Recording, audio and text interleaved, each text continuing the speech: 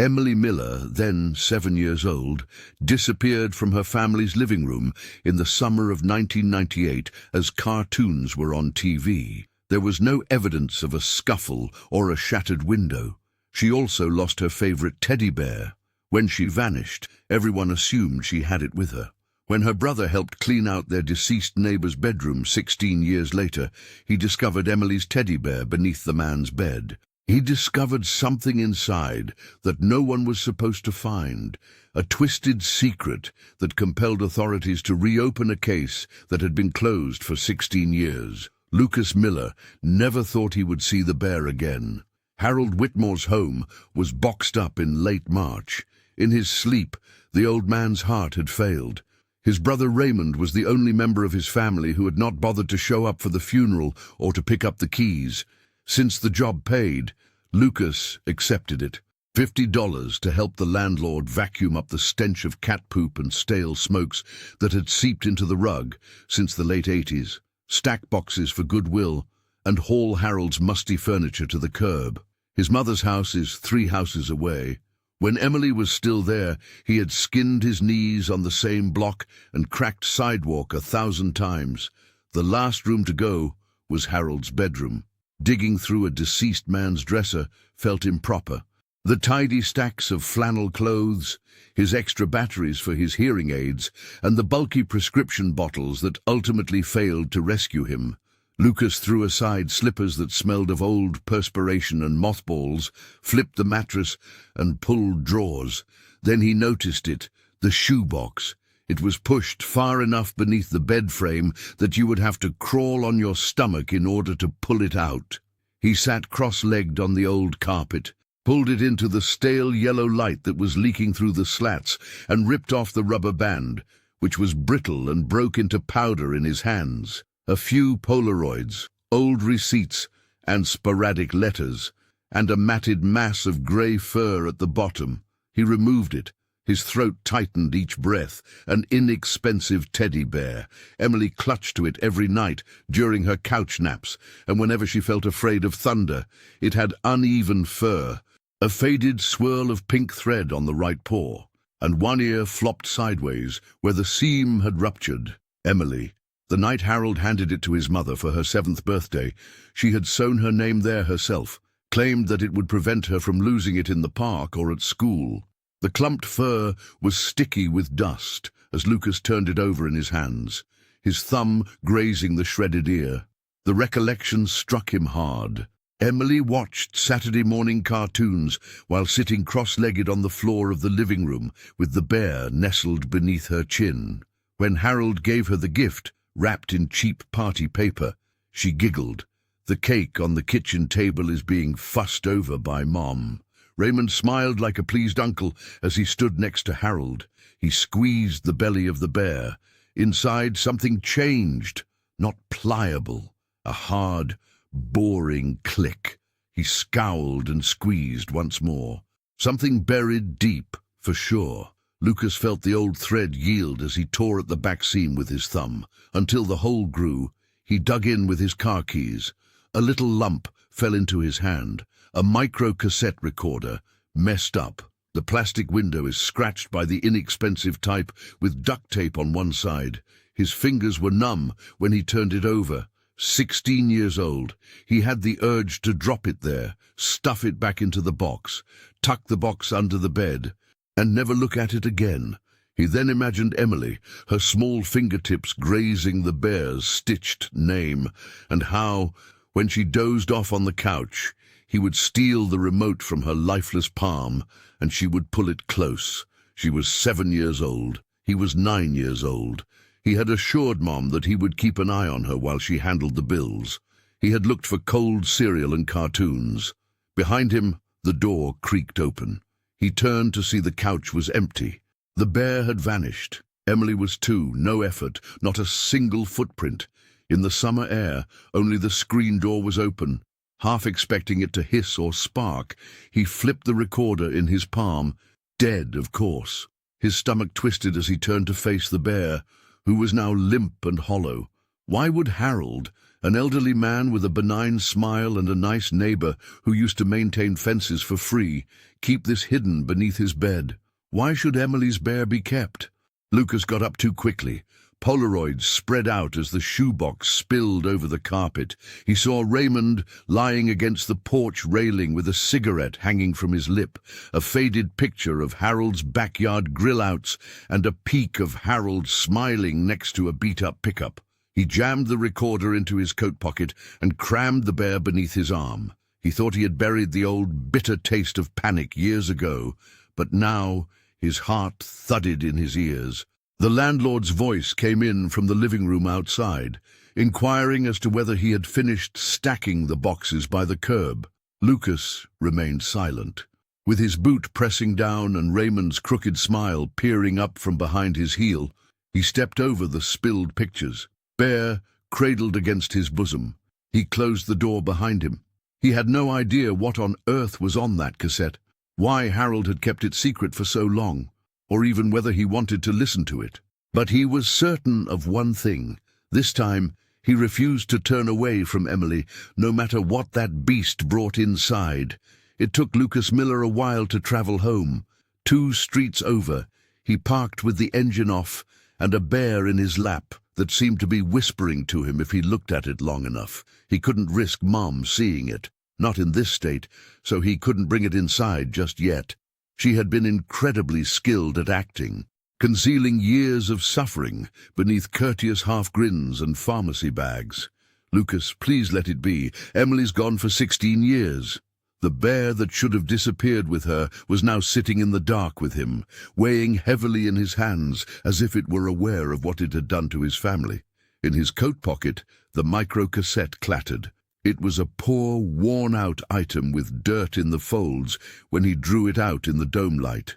He used his thumbnail to pop the battery hatch. Dead, of course. Lucas searched beneath the seats for extra batteries and discovered an old bag of gum, gas receipts, and napkins. No success. The bear flopped off the seat when he slammed the glove box shut. Before it hit the ground, he grabbed it by the paw. Pink thread. Emily. Unmistakable. Before kids were old enough to understand better, he drove to the only location open at midnight, the corner gas station, where he and Emily used to steal candies. When he dropped a pack of A S on the counter, the clerk hardly gave him a glance. Lucas simply pushed the money across the sticky plastic and ducked back out without saying anything. He used his teeth to crack open the pack inside the truck's cab. He snarled a profanity, flipped the batteries to the right, and clamped the lid shut after shoving them in backward the first time with trembling hands. He forced a breath that refused to come. Click, a little hiss. Then there was quiet. He used his thumb to turn the small wheel. Then a voice, grainy, tiny, and delicate. It's still clear enough to hit him in the stomach. "Emily Miller is my name. My age is 7 years. Tell Mommy I was okay if you find my bear. Tell her that when he told me to keep quiet, I didn't cry." Lucas's knuckles turned white from the force of his grip on the wheel. He put the recorder up against his ear, not moving. A shuffling motion. The mic is being brushed by fabric. Then there was another voice, male, less muffled but close to the microphone, not just a whisper, half threat. "Now, be quiet, young one. You are aware of the consequences if you don't. Mommy, no more." A little gasp. Then there was quiet. The tape came off with a click. Lucas sat for a long time with the bear in his lap and the recorder lifeless in his hand once more, as if it had just gutted him with its last breath. "Mommy, no more." Who in hell speaks in such a manner to a child? He played it repeatedly while rewinding it with a trembling finger. "Now be quiet, young one. Mommy, no more." It was not Harold's voice. Too harsh. Harold was honey-sweet and soft-spoken. This was more difficult, cruel, cut, and weary of acting. "Uncle Raymond says we'll be traveling shortly." Her small voice was suddenly covering the cassette in his mind. A recollection that was actually dread presented as reality rather than a memory. When Dad separated, Raymond, Harold's brother, the one with the greasy smile and the prolonged handshake, congratulated Lucas on being the head of the household. The recorder's batteries exploded again after Lucas pushed it firmly against the passenger seat. He was indifferent. Allow it to shatter. The bear gazed at him with glassy eyes and a sideways slouched head. It was a secret toy, a trick, or Harold's birthday present. On the tape, Raymond's voice sounded like a child's anxiety soaking into antiquated stuffing. With the engine rumbling beneath his boots and the headlights illuminating the deserted lot in icy yellow, he turned on the ignition. He reached for his phone. He kept his thumb over Mom. He imagined what she might look like when she opened the door. She used to utter Emily's name as softly as if it may shatter her teeth, and she wore a bathrobe. He was unable to, not quite yet, not until he was certain. He decided to drive instead. Not at home. Not to 2 towns over at Raymond's old residence. Not quite yet. He had to view both her room and his former room. At about 2 in the morning, he pulled into his mother's driveway. As if sensing his approach, the porch light flickered once before going out. With the refrigerator humming and the old TV's low static hiss remaining on for company, the house was silent but alert. After removing his boots, he slipped down the hallway. Boxes, old coats, a stack of Emily's old dolls, and a plastic tub she would never part with were all in his former room, which was now partly storage. On the edge of the bed that had not belonged to him in 10 years, Lucas sat. He smoothed the faded pink stitching and placed the bear on his knees. He murmured, "I'll find you, kiddo, and I'm going to make him fucking choke for what he done if he's still breathing." Lucas didn't get much sleep. As if he were 7 years old again, rather than 25 with a damaged shoulder and terrible memories. He lay on his back, staring at the ceiling with the bear cradled in the crook of his arm. He heard it each time he closed his eyes. "Now be quiet, young one. No more mother." Emily's whisper buried Raymond's voice like a rot behind new paint. The recording lingered in his mind as he played it again and over. Each breath, each click, each gentle thump of Emily's voice against fabric. He had made up his mind. By the time dawn forced the shades open, he didn't ask, he didn't wait. His destination was Raymond's. In the kitchen, he discovered his mother with her robe slung loosely over one shoulder and her hair in a lazy twist. She was agitating old coffee with powdered creamer. Emily used to croon to that bear while humming a tune she probably didn't realize was a lullaby. She gave a modest start. The bear was tucked under his arm when she noticed him standing there. Her eyes flicked away too quickly after dropping on it. "Where did you purchase that?" Her voice was flat as she asked. Lucas remained silent. He got the milk out of the refrigerator, sniffed it, thought it was sour, and threw it in the garbage. The sound made Mom wince. She held onto her cup as if it were her only source of warmth. "Don't bring that back here," she advised. "I can't. You know that." "Lucas, it's bad for us." Between them, he placed the bear on the counter. His thumb brushed the thread his mother had sewn all those years ago as he turned the bear over. Lucas calmly explained that it was in Harold's house, as if he were discussing a weather report with her, beneath his bed in a box. She swallowed as she gazed at it. It felt like she might spit out words she hadn't used in 16 years because of the way her throat moved. Her voice was scratchy as she continued, That doesn't mean anything. Harold treated us well. He assisted with the search. On her birthday, he handed it to Ma. Then Lucas's voice broke, but he pushed it back. You sewed her name on it yourself, you recall. Even though her eyes were watering, she didn't blink, didn't make contact with the bear. Lucas, I don't want to hear it.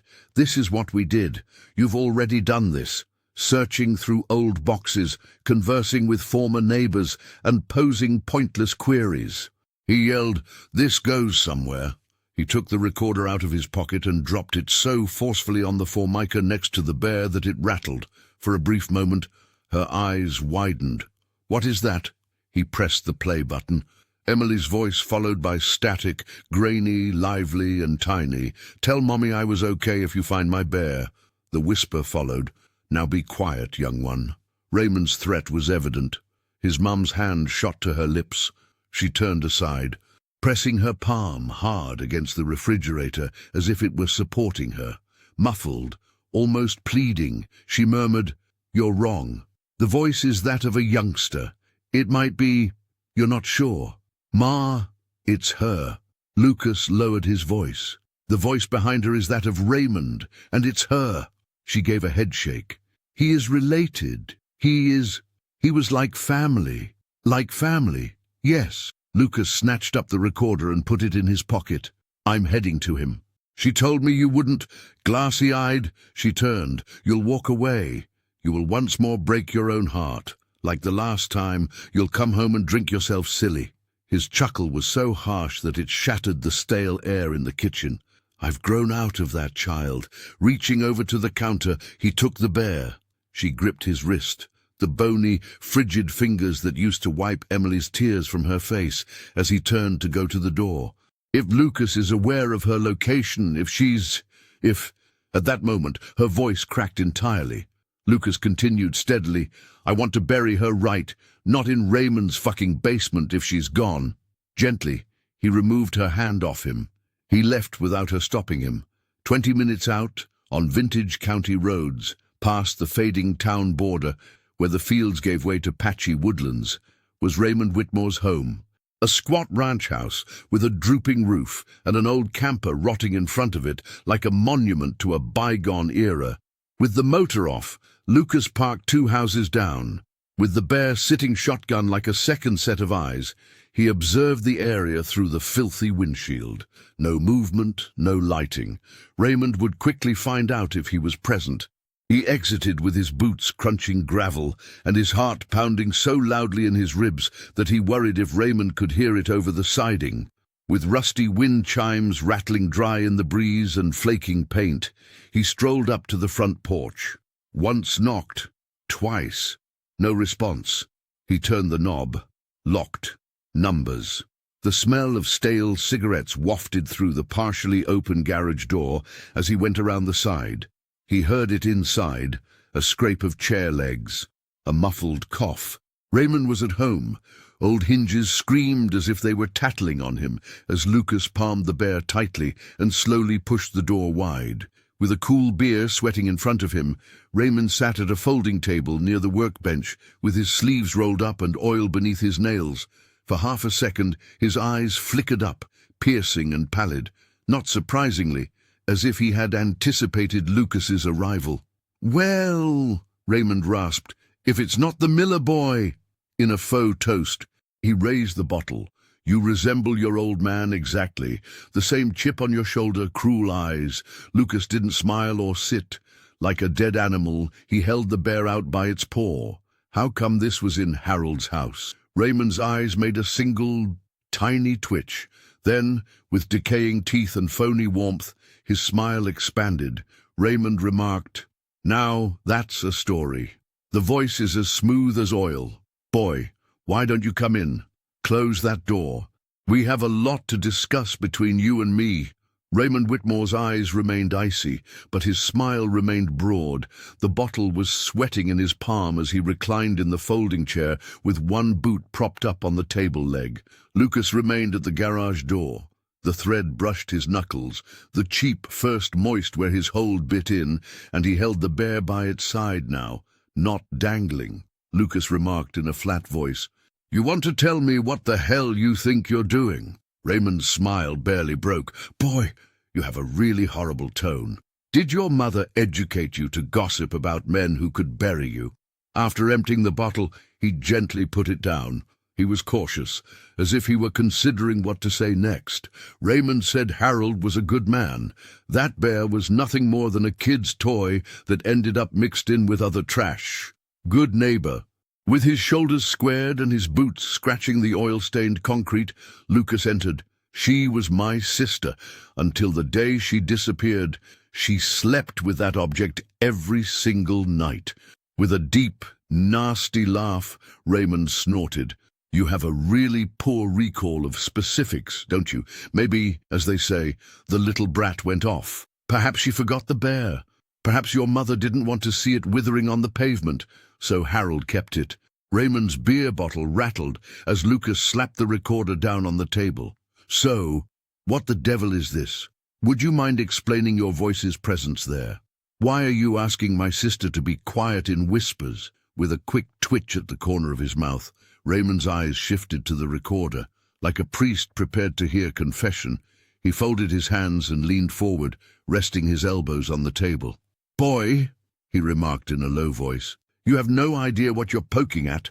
Kids occasionally fabricate stories, lie, and put shit in inappropriate places. After all these years, do you still think you recognize my voice?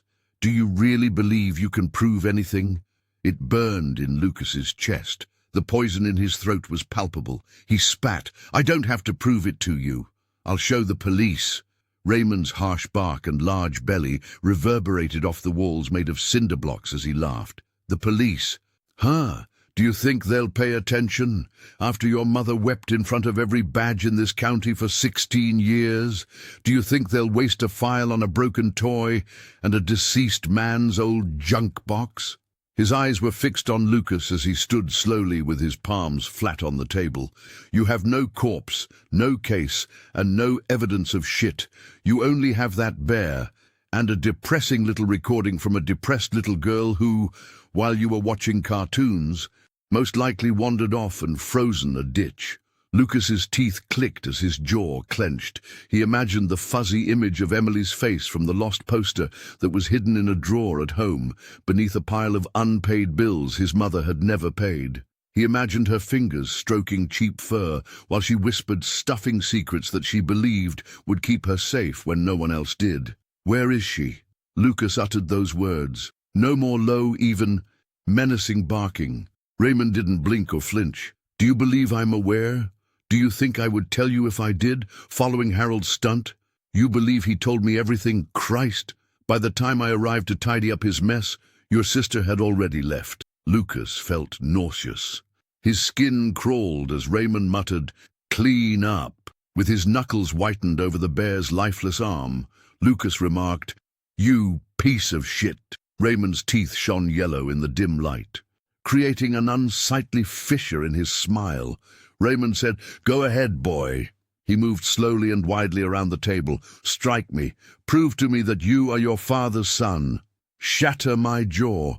Check to see whether your younger sister returns." They were close enough for Lucas to smell cheap beer and stale smoke. Lucas wanted to swing for a moment. He desired to slam his fist into Raymond's teeth, feel the bones snap, and see the smile permanently split open. Emily's murmur, however, remained. "Tell Mommy I was good, please." Lucas took a step backwards. The recorder he put in his pocket, one slow, methodical motion. Raymond saw it disappear. He had wanted the tape in his grasp or smashed under his boot, as evidenced by the slight narrowing of his eyes. Raymond remarked, "You can stand here and puff your chest all you want." He poked a finger near enough to graze the fabric at Lucas's chest. "However, you will humiliate your poor mother once more if you call the police. On TV, you're going to make her cry. She created that grave in her mind so she could sleep at night, and you're going to dig it up. Do you desire that?" Lucas remained silent. He grunted as he brushed by Raymond, ramming his shoulder against the man's collarbone with enough force. Raymond's voice slithered after him halfway to the door. "This is how you knock, boy. You will discover that a missing little child is not the worst thing in the world. Take a step back while you can." Lucas paused in the entrance. The back turned. The stitched paw felt scratchy against his thumb as he clutched the bear beneath his arm. "You ought to have burned it, Raymond," he replied in a chilly tone. "You ought to have torched everything." He went outside into the dingy light. Raymond didn't follow him into the garage, but Lucas could feel his eyes like a curse piercing his back. He had no idea where he would travel next. All he knew was that he would not stop. Before he had to stop, Lucas had hardly traveled 2 kilometers. As he sat there with his forehead against the wheel and the bear jammed between his ribs and the dash, as if it might prevent him from shaking apart, the ancient truck rumbled on his shoulder. Raymond's voice scuttled like bugs within his skull. "You have no corpse, no case, and no evidence of shit. But he'd noticed the flash of panic in Raymond's eyes when Lucas muttered, "Cops!" A mask, slipping just enough to show the dirt underneath. There was one thing he was right about. Lucas couldn't bring a cheap tape and a dead man's bear into the station. They would nod, smile, and perhaps contact his mother to tell her to keep him occupied and quiet. He therefore need more. Something tangible. Something they were unable to dismiss. He turned the bear over in his palms after lifting it off the dash. Her name was still stuck to the cheap fur after all these years, and he traced it with his thumb over the rough stitching. He opened the recorder once more. Emily's small voice sounded, "Now be quiet, young one. Mommy, no more." There was a slight bump behind that whisper, like if something had struck wood. He rewound and played it once more. That hump there. Then there was a slight hum. Not Raymond's thread. Not Emily's. Under it, there was a click, a squeak, a door hinge, and static hissing as he turned up the volume. It was there, but it passed by too quickly. He snapped the recorder shut and muttered a swear. He tried to fit components that wouldn't stay still by chewing the inside of his cheek raw while back on the road. Raymond and Harold. The bear. The voice. Why Raymond's voice if Emily was at Harold's house? Why would Raymond assist, after all these years? Why retain the bear? His thoughts continued to circle the same drain until they struck a solid object, a recollection from 2 months after Emily's disappearance, when he was 10 years old. While Lucas sat at the table pretending not to listen, his mother was on the phone in the kitchen, whispering to a detective. "Isn't the old shed at the rear fence owned by the Whitmores?" The boy from the neighbor remarked that, back there, he noticed lights. The police had looked. That's what they said anyway. "Ma'am, nothing there. Only paint cans and old tools." However, Lucas recalled that Raymond was constantly in that shed, stacking boxes in Harold's rusted pickup and removing tarps from old motorcycles. He used to wink at him as if they were sharing a secret and flick him candy bars. Lucas's knuckles cracked as his fists tightened around the steering wheel. With such force, he spun the truck around, causing gravel to fly behind the tires. When the landlord purchased Harold's property last year, the shed was demolished, but perhaps a fragment of it remained buried in the ground behind that dilapidated fence line. Perhaps Raymond would have hidden something else there if he had previously hidden her. When he pulled up behind Harold's empty house once more, the sun had already set. No one was looking this time, and the landlord's truck was gone. His boots sank into the half-frozen dirt and wet leaves as he sliced across the yard. Dead vines were still causing the rear fence to sag. Old concrete blocks were half buried in the ground, like rotten teeth, and the area where the shed had formerly squatted was just a piece of flattened earth. His hands were on cold earth as he knelt. He shut his eyes. He heard Emily's voice once more. "Tell Mommy I was good, please." Only pebbles and ancient roots remained after he dug his fingers over the earth till his nails broke. Something sharper was what he needed. Like a grave robber, he knelt down and pried at the ground after grabbing the tire iron from behind the seat of his truck. Under his boot, the first block of concrete rolled away. Wet earth, loose gravel, and another substance are underneath it. Metal. His fingers were numb as he grasped at it. A rusted steel corner. He pried, placed the tire iron beneath it, and leaned back. A rusty, dilapidated lockbox, perhaps the size of a lunch pail. Not a key. Long ago, a cheap padlock broke. He used the point of the tire iron to pry it open. Yellowed Polaroids within. An ancient roll of flaking, fragile tape, and behind that was a cheap plastic bead in the shape of a star on a girl's faded pink hair tie. Emily's. As soon as he saw it, he knew. On her birthday, she had donned it. He recalled how it pinched her hair as she extinguished the candles Harold had lighted for her. His breath hung in the chilly air as he sat back on his haunches. There was more. The tape is fragile, but it might be reusable. Additionally, there are the grainy pictures of a child's face in a small space with wood paneling, part of Raymond's boot in the corner of one. He knew the scuffed toe and the strange, army-tight laces Raymond used to boast about tying. Lucas shut the box and held it tightly to his chest, as if it may slide through his ribs if he released his grip. Raymond told a falsehood. The bear was not insignificant. The tape was not inconsequential. Furthermore, this ancient dirt backyard wasn't nothing. He placed the box on the bear's seat back at the truck, her name embroidered in faded pink, her tiny face ghosting in the Polaroids. Raymond's boot in the corner like a fingerprint in damp cement. He could feel them staring at him. Lucas turned on the engine. Raymond made a mistake if he believed he had buried everything in this yard. Lucas was no longer 9 years old. The lockbox was on the passenger seat of the truck where Lucas was sitting. The bear stood next to it, silently observing. Outside, the sky was that drab grey that indicates rain is imminent but hasn't decided yet. The sprint, hazy figures, a child's tiny shoulders, and the border of a filthy blanket were all covered in pictures. Raymond's boot, in one corner, was as clear as day, with the same strange laces and scuffed leather. One by one, he took a picture of every Polaroid with his phone and put the originals back in the box. Warm against his breast, he tucked the hair tie inside his jacket pocket. He briefly considered driving directly to the police station, smashing it on the counter, and forcing the recorder into a detective's hand. But his stomach churned. Back then, they had kept his mother waiting for months, claimed to have searched, and promised to keep the case open, and they ended it with a single courteous phone call when no one showed up.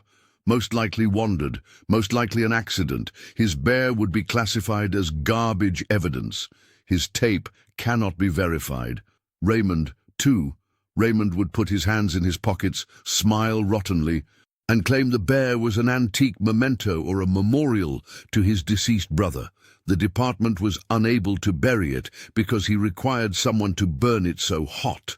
Ellie Mazza was the only name that sprang to mind. When the uniforms weren't looking, she was the rookie detective who stole his mother's statement from the porch and gave Lucas a juice box. She may have stayed for a year before leaving, most likely tired of seeing her managers cover up terrible things with cheap carpet. She now committed insurance fraud. Her name occasionally appeared on local true crime shows when some family invited her in to review the file. Although she worked a day job at a town office, wearing nice clothes and high heels, in less than 5 minutes, Lucas located her number on the internet. After 2 rings, her voicemail began to play. "This is Ellie, or Detective Mazza, if you like. Go away." After hanging up, he tried again on the 3rd ring, but nothing came up. It was almost lunchtime when he looked at the time. Perhaps she would be at the courthouse diner where all of the county's former police officers ate, as if they were still employed by the city. With the rain pounding softly on the windshield, he turned on the engine, cold and courteous. When he pushed it into drive, the bear's embroidered paw touched the gear shift. As soon as he opened the door, he saw her. Half a club sandwich left on a broken dish in the back booth, by itself. Her hair was darker now, with a tight grey line behind her ear, and her eyes were still bright despite being fatigued. Something flickered across her face when she looked up and saw him standing there. Acknowledgement followed by caution. She said, in a flat but compassionate voice, "Lucas Miller. Damned if I do." The lockbox thumped onto the seat next to him as he slid into the booth across from her. Ellie looked not at the package but at his eyes. With a half-smile that stopped short of her eyes, she questioned, "You still working roofs?" Lucas admitted that he occasionally pushed the recorder across the table. "But I got something else." She raised one eyebrow but did not touch it yet. Quietly, "This about Emily?" she asked. The name fell like a burden. Lucas gave one nod. "Harold Whitmore passed away. I discovered her bear beneath his bed and cut it open as I was cleaning out his place for the landlord. It was within—" Then she reached over and touched the recorder as if it were going to bite her. "You've played it yet?" she inquired. He roared a laugh devoid of humor. She clicked it on 100 times or so. The void between their mugs and the ketchup bottle was filled with Emily's little voice. "Tell Mommy I was good, please. The slide follows. Now be quiet, young one. Mommy, no more. Ellie's eyes sprang up, intent on him. That Raymond? She inquired. Lucas flipped the top and shoved the box in her direction. She saw the cheap hair tie and the pictures. Using the boot, she raised the Polaroid and rotated it in the light. Ellie whispered, I remember that kid's birthday. The clown, the balloons, and half the street passed by while you were there. I also recall the boots. Her thumb touched the picture's edge. She simply slipped it into a plastic evidence sleeve in her purse without asking permission. Old routine. I assume you are aware of what this is. Her voice was low as she spoke. Lucas muttered. His fingers whitened on the edge of the table. It's enough to bury him. She gave a headshake. It's sufficient to frighten and desperate him. With his eyes fixed on hers, Lucas drew closer. Excellent. Ellie maintained his gaze. She then sat back and let out a deep exhale. Okay, I'll retrieve the previous file. I'll ask a judge for a favor. Raymond will know I'm on him if he even sneezes at a warrant. She looked at the bear that was sticking out of his luggage. Keep that thing in your line of sight, she advised. You own the chain, your echo. This dies again, and you lose it. Something in Lucas's chest began to loosen, not relief quite yet, but a glimmer of optimism that can pierce 16 years of decay. The rain outside became persistent. Raymond likely believed he was safe, but the small voice caught on ancient tape, and that name embroidered on cheap fur told him differently. Even though Lucas had no intention of sleeping, he dozed off in his truck's cab after Ellie left the diner. The bear on the passenger seat acting as a silent guard dog while the rain ticked away on the roof. A rap on the window roused him. He briefly believed it to be Ellie once more. No, it wasn't. Through the rain-stained glass, Raymond Whitmore's gaunt visage loomed, his eyes as icy as January muck, and his grin croaking. Lucas lurched to his feet and fumbled for the seat's recorder. Raymond rapped the glass twice more, slowly and courteously, as if he owned the whole thing. Boy, open up. Through the breach, Raymond called. Sleeping on the street isn't a good neighborly practice. Lucas remained still. He left the door locked, the engine off, and the window closed. He didn't believe he wouldn't swing first. With his breath obscuring the glass, Raymond bent down. I believe we should speak. Lucas made a 2-inch crack in the glass. It started to rain. Slick as grease, Raymond's voice came through. Raymond remarked, You're causing a lot of trouble. Still playing detective for the lost causes? Ellie Mazza, adorable. Lucas's jaw was clenched as he looked straight ahead. The seat between them was occupied by the bear. Emily's name was smudged by dampness, but it was still visible. Raymond glanced at it and then back at Lucas. I told you to leave, boy. Lucas drummed the wheel with his fingertips. Raymond, you ought to have burnt it all.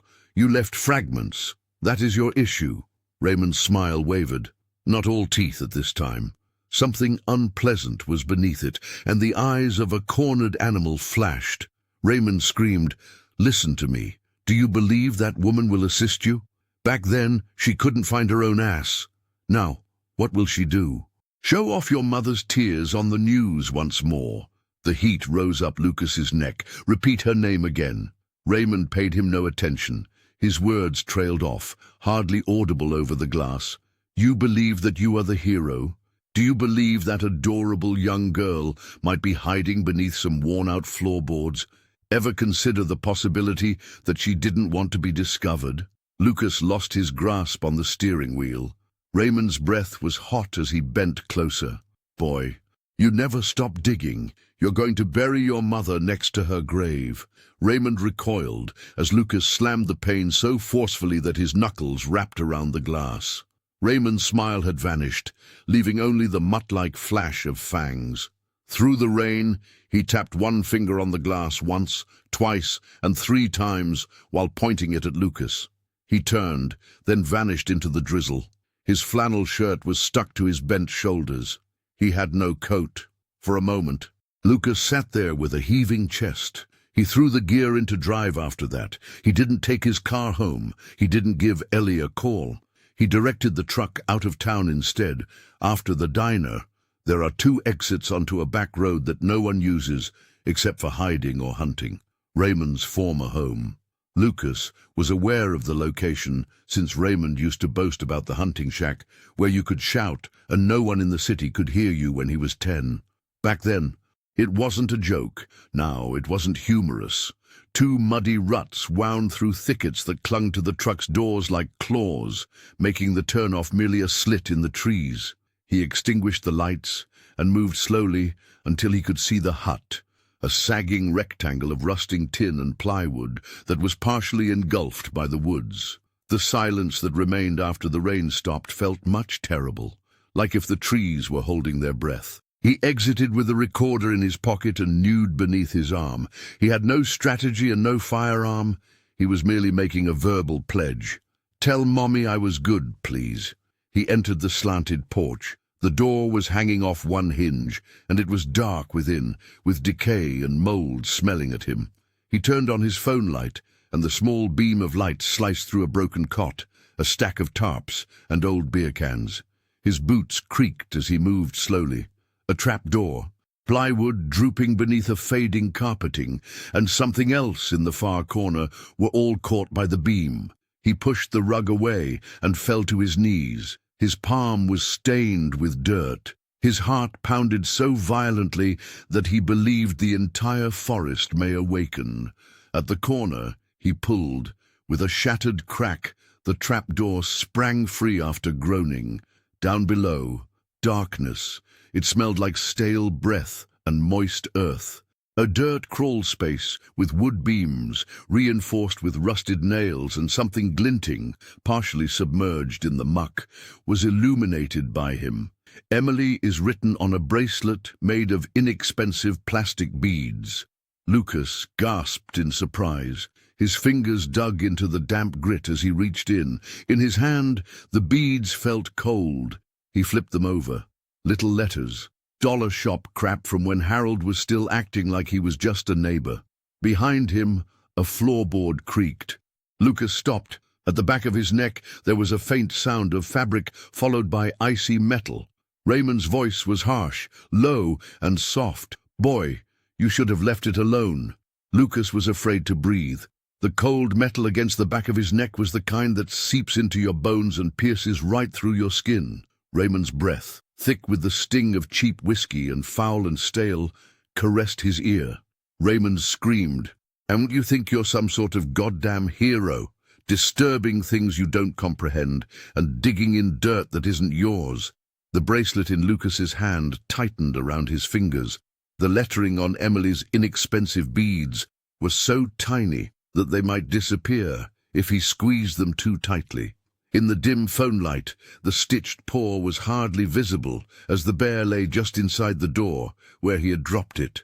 He couldn't stop the recorder from being in his pocket. Its weight like a heartbeat.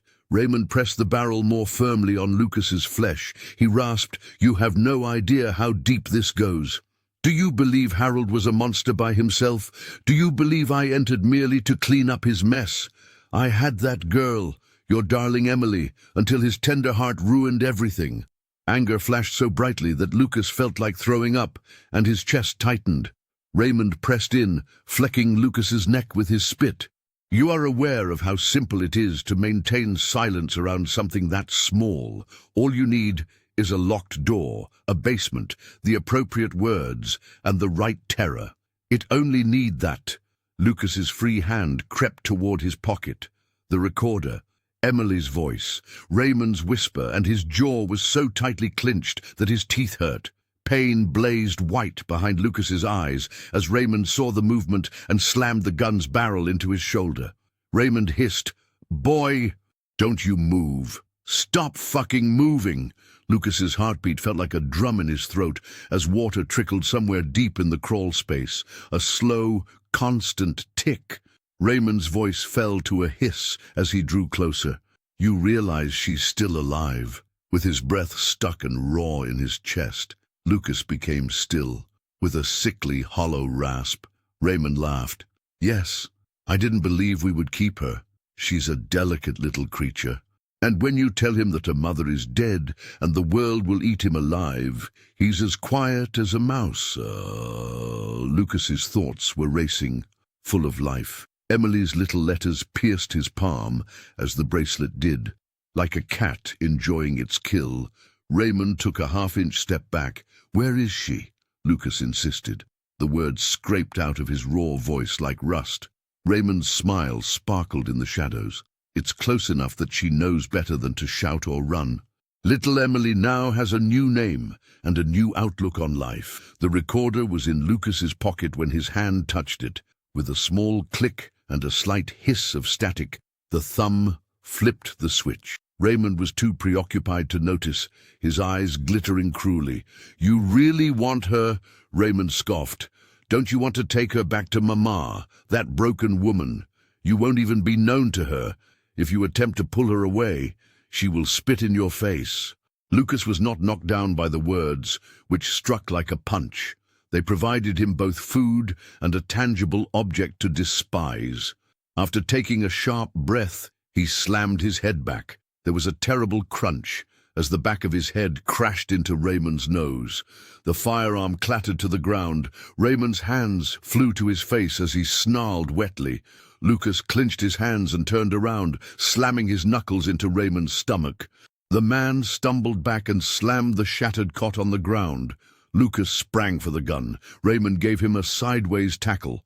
Around them, dirt coughed up as they struck the floorboards. With heated, putrid breath and fingernails that cut skin, Raymond's hands scurried for Lucas's throat. With his teeth clenched, Lucas growled, felt the recorder move in his pocket, and heard Emily's voice between them, muffled but alive. "Tell Mommy I was good, please." The old bastard wheezed as he yelled and rammed his elbow into Raymond's ribs, feeling bone give. The bracelet skittered over the soil after slipping out of his fingers. There was a flurry of terror and anger in Raymond's eyes, along with a flash of fear. "Where is she?" Lucas's tongue was covered in blood and spit. "Where is she?" Raymond pulled his lips back over his shattered teeth. He hissed close. "You could kiss her goodnight from this close." Raymond went limp on the dirt when Lucas repeatedly slammed his fist into his jaw. With his chest burning and his breath breathless, he staggered back. Below him, the crawl space sprawled darkly, with the smell of mold and damp dirt, together with an ancient scent. He got down on his knees and slithered through the gap, the phone light reflecting off the crumbling brick and twisted beams. There was a little, decaying door at the far end that was secured with a rusted latch. As he raised the bar, Lucas's hands trembled. The hinges creaked, then gave way, revealing a small figure curled on a naked mattress, with tangled hair, pale skin, eyes wide but vacant, and slender arms embracing knees to her chest. Lucas believed his heart may break bone as it struck his ribs with such force. He said her name in a whisper. Emily. Her eyes, however, remained unchanged and did not twitch. The recorder in his pocket hissed in the silence. Emily's tiny, tinny voice fading away. "Tell Mommy I was good, please." The bear in Lucas's other hand, threadbare with its paw stitched tight, caught the girl's attention and she flinched. She blinked, twice. Behind those hollow eyes, something resembled recollection flickered. While holding the bear out like a life raft, Lucas fell to his knees. His voice was raw as he rasped, "Hey, kiddo, it's Lucas and myself. Do you not realize this? This bear is familiar to you." Her fingers jerked toward the worn fur, but she said nothing. Rain pounded on the tin roof once more as the wind surged through the trees outside the shack. Lucas placed the animal inside her trembling hands. His throat tightened as he murmured, "Come on, Emily, come on, let's get home." Emily's fingers darted around the bear's neck, as if she were worried that if she blinked, it might go. With his heart pounding so loudly in his ears that it almost drowned out the storm outside, Lucas remained low on his knees. She stared at the bear's battered ear, the ragged strands of her name nearly smoothed out by years of terror and tiny hands gripping tightly, without saying a word or recoiling when thunder cracked. "It's real," Lucas said in a raspy whisper. "You are authentic. Emily, I'm here now. Do you hear me? With only a trace of breath, her mouth opened. Her gaze briefly shifted from him to the crawlspace entrance before returning to the bear. How a child might search the closet for monsters only to discover that the monster actually resides in the hallway. Then, like bile, he felt the old guilt swelling up. He was 9 years old, eating cereal, listening to cartoons on repeat in the background, and hearing the front door creak open behind him. He shoved it down. Right now, he couldn't afford it. His head snapped around with a creak. The floorboard of the shanty behind him moved, above the crawl space. Boots dragging over rotten wood, slow, heavy footfall. Raymond was not done yet. Naturally, he wasn't. A man like him wouldn't stay down easily, Lucas realized. Emily was still staring at the bear when he turned back to her. Raymond and Harold, the last remaining anchor in a mind, have been reduced to dust for 16 years. Look at me, little one. Her eyes flickered, hollow and pallid. However, there, you do recall this. He gave the bear's sutured paw a tap. Your birthday. Your name was sewn by Mom. She had to pull it from you in order to wash it, since you gripped it so tightly. Her thumb touched the thread, back and forth, but there was no indication she heard him. A floorboard outside moaned once more, now closer. Lucas's thumb brushed the cracked edge of the recorder as he reached inside his pocket. Click, not moving. Then she spoke, the ancient spirit imprisoned in plastic. Tell Mommy I was good, please. Emily gasped. A very small sound, more intuition than recollection. However, she looked up. A spark. Raymond's wall had a crack in it. Lucas dropped to his knees. Once more, the recorder hissed. Raymond's previous threat is still present. Now be quiet, young one. Emily jerked her shoulders. She raised her free hand as if to shield her ears, but it trembled and floated in the stagnant air. Boots thudded across the floor above them, nearer the trapdoor. After turning off the recorder, Lucas took her wrist and held it firmly yet gently. Hey, are you with me? We're leaving, right now. She didn't argue, didn't nod either. The bear clung to her chest like a shield, and she simply let him lead her off the mattress. Splintered beams and mud scraped his belly as he ducked them back through the crawlspace. In the darkness behind him, Emily's breath came in short gasps. Don't cry. Don't panic. He detested that dead silence more than any shout. He was the first to shove her up through the hatch. Her knees trembled. She staggered into a room in the rubble of the shack, dirt under her bare feet, mold and old beer cans. Just as Raymond's shadow swept through the open doorway, Lucas pulled himself up behind her. With its snout still crooked from where Lucas smashed it, the shotgun was held in crooked hands. Raymond's voice was broken but steady as he rasped, "Take a look at this fucking reunion of relatives." He entered with a low-aimed muzzle, casual as if he had done this before, as if he would stand there all night if necessary. Lucas growled, "Get away from her." With one arm extended and the recorder wedged like a secret blade in his back pocket, he shoved Emily behind him. With a laugh that made the walls seem smaller, Raymond snorted, "Why?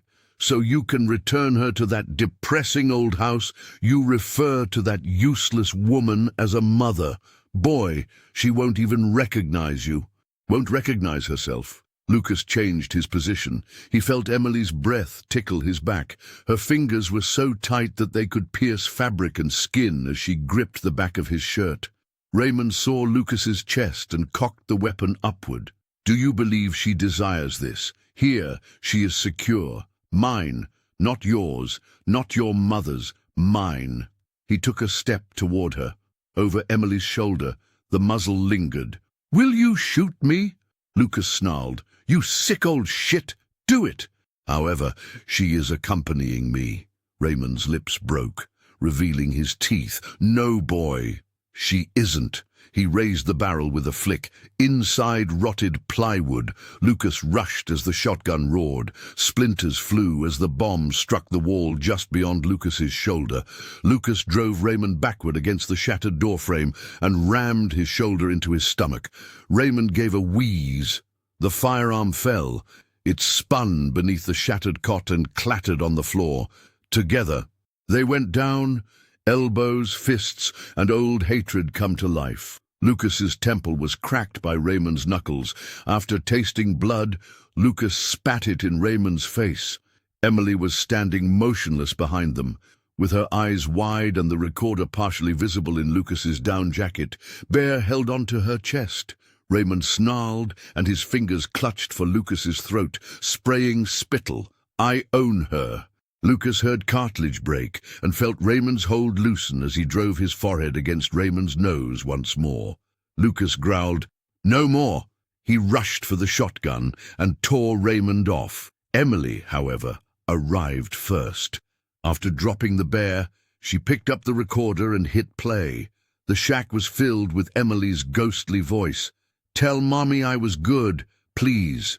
Raymond stopped. For a brief while, his gaze crossed to her. That was sufficient. Snatching up the shotgun, Lucas pressed the stock into Raymond's jaw. The elderly man sprawled half-conscious on the decaying floor, like wet laundry. Emily stood with the recorder clasped to her chest like a life raft, Teddy forgotten on the floor. The word was clear, even though her lips moved silently. Lucas, his vision swirling, his chest burning, he stumbled to his feet. He felt her icy fingers tighten around his wrist as he sought for her. "Come on," he said in a whisper. "It's time to return home." As the last of the raindrops fell and the sky opened up to reveal a faint, bruised dawn, they staggered out of the shanty. Before the last rush, Raymond's shotgun stock caught Lucas's shoulder, causing a deep bruise that grew with each heartbeat, as though she didn't trust the darkness to keep dragging her back if she released her grip. Emily's tiny palm remained firmly grasped around his fingers. Still, she had remained silent. Not at all. Whatever Raymond had inserted in her mind was broken by the ghostly voice of the recorder and the faint murmur of his name. However, that was sufficient. They arrived at the truck. She was half lifted, half shoved into the passenger seat by Lucas. Her knuckles appeared bloodless as she gripped the recorder tightly. The bear had returned to her lap, its bald ear pulsing like a heartbeat against her chest. He shut the door, turned around, and started the engine. Headlights sliced through the trees, struck the decaying door of the shack, snagged Raymond's stooped figure, and dragged itself to the porch. Head down, spit flowing from a mouthful of broken teeth, he leaned against the frame. For half a second, Lucas gazed at him through the windshield's mist, dazed and still blazing from something too old to ever come clean. Raymond's eyelids raised. Lucas didn't give him a last word, yell, or flick him off. Instead, he let the engine respond. Mud and grit are spat out by tires. In the rear view, the decrepit shack dwindled to a question mark that would never completely close and gloomy brush. The county sheriff's office appeared just as it had 16 years prior, 2 hours later. The same window sign about respecting our lawmen, the same crumbling steps. The child holding the teddy this time wasn't 7. That was the only change. The 23-year-old woman was kneeling in the rear of the deputy's cruiser, gazing at the pink thread on that bear's paw, as if it were the only thing keeping her sane. With her ponytail dripping from the ends, Ellie Mazza greeted them in the parking lot. She only needed to look at Lucas's face to know. Emily's wide eyes and the recorder she was holding revealed more to her. "You did it," Ellie said in a quiet but shaky voice. "You did it, Miller. Damn you." For the first time during the evening, Lucas's knees became weak. To keep himself upright, he pushed a palm against the hood. He rasped, "Get him. He's in the crawl space of that old shack on Birch Hollow. He is still alive." Ellie nodded sharply, and her voice was already changing to the icy tone he recalled from when she was his front porch uniform. "Lucas, I'll bury him. You can rely on that." The bear and the recorder were bagged like holy evidence, but they were still close enough for Emily to see them as they hurried her inside. Every other syllable in Ellie's soothing, soft voice served as a reminder that the nightmare was no longer a secret. With his shoulder hurting and his fists still stinging from Raymond's jaw, Lucas followed. Emily was sitting on a metal chair in a tiny interview room with the bear placed on her lap. She gave a nod here and a blank expression there in response to a female deputy's gentle queries. Then, with a clipboard in one arm, Ellie pushed the door open. She gave Lucas a nod. "Are you okay with sitting with her?" The metal creaked under his weight as he fell into the chair next to Emily. Ellie placed the recorder on the table and pushed it in Emily's restless fingers' direction. "Do you know who that is?" Ellie inquired softly. Emily's eyes blinked. She nodded as the bear's ear touched her chin. Her mouth opened, first silent, then a word scratched out. "Me." Lucas took a deep breath. "Yes, exactly. Emily, you were always good. Do you hear me? You were always good." The same tiny spark that once asked him to tie her shoelaces before school was there for 2 distinct seconds as her eyes flitted to his. Then she looked at the bear again. However, the hook was now present, with the wall Raymond constructed crumbling around it. Ellie gave Lucas a shoulder squeeze. For the first time in hours, her touch felt substantial rather than hollow. "And you'll have to repeat it repeatedly," she said in a low-pitched voice. "It will require time." "I have time," Lucas snarled. Ellie walked out of the room. Radio chatter filled the hallway outside, confirming that they had located Raymond where Lucas had left him. He was still alive enough to be hauled in, examined and charged with crimes that would devastate him more than the crawlspace ever could. A uniform entered and offered Lucas water, which he declined. Emily's thumb brushed the name, sewn there like a prayer, but she didn't look at the deputy. An hour went by before the silence was broken by a knock. The door splintered open. When Ellie's call got through, Lucas's mother strode in, her hair unbrushed, her coat over a nightgown that she most likely grabbed in a state of blind panic. In the doorway, she froze. Emily's eyes were dim, yet visible when she gazed up. There was no movement for a heartbeat. Then Emily spoke the same thing she'd already said, through stuffing in cheap fur, soft and raw as wind through dead leaves. "Mom." Something inside Lucas felt pleased about being broken by the sound. This time, instead of wiping away his tears, he simply put his palm on Emily's shoulder and felt her lean into it, moving back and forth from the darkness by an inch. A deputy logged the recorder into evidence outside the interview room. Emily kept the bear with her. It would always do. She was drawn home by a single name sewn in poor pink thread.